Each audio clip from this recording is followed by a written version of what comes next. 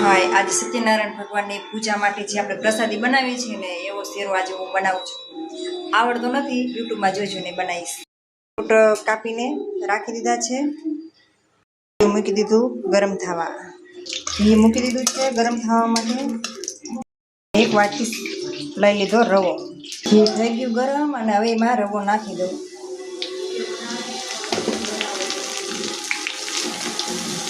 Gas થોડોક ધીમો કરી નાખ.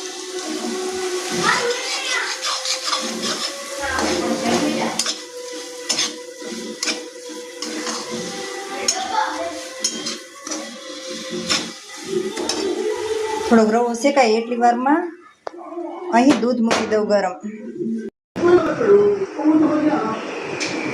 એક વાટકી રવો લીધો હોય એટલે 3 વાટકી દૂધ લેવાનું. 3 વાટકી દૂધ ગરમ કરવાનું.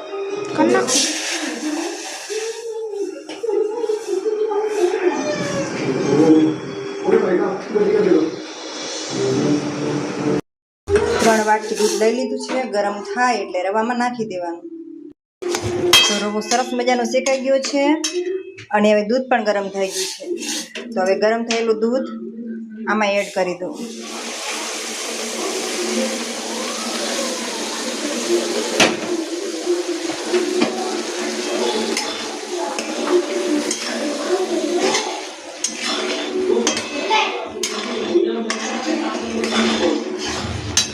અને હવે આમાં ખાંડ નાખવાની છે. તો ફ્રૂટ લીધા છે, ફ્રૂટ વગાડ્યા છે એટલે ખાંડ થોડીક ઓછી નાખવી પડશે. વાટકી ભરીને નાખવી નહીં પડે. જે માપ હતું ને એ અડધી વાટકી લેવી પડશે.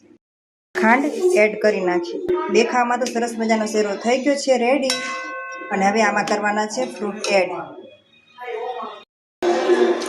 ફ્રૂટ નાખી દીધા છે. ફ્રૂટમાં મેં માપ નથી રાખ્યું, વધારે લીધા છે કેમ કે અંશ કે મમ્મી વધારે નાખી એટલે ફ્રૂટમાં માપ નથી લીધું.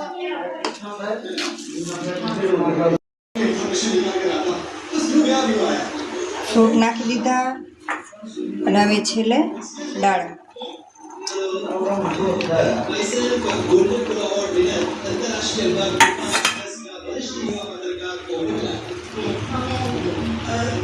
ચાલો, તો મારો શેરો બનીને થઈ ગયો છે તૈયાર.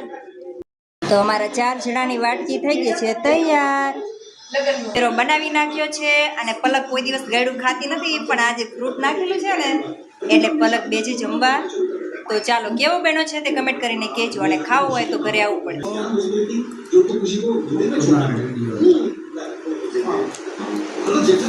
મસ્ત બન્યો છે હો, તમે પણ ટ્રાય કરજો ઘરે બનાવવાની.